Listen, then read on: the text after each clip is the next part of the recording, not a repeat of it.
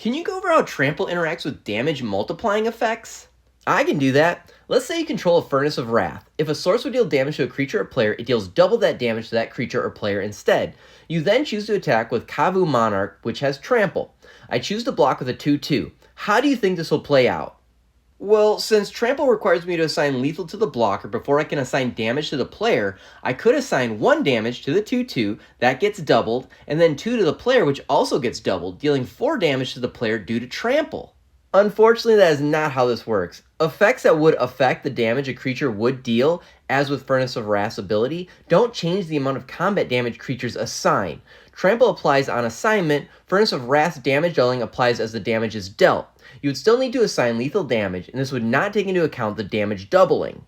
I would then assign 2 damage to the 2/2, which is lethal, and then the 1 excess damage to the player. Then the damage is doubled, so I deal 4 damage to the blocker and 2 damage to the player.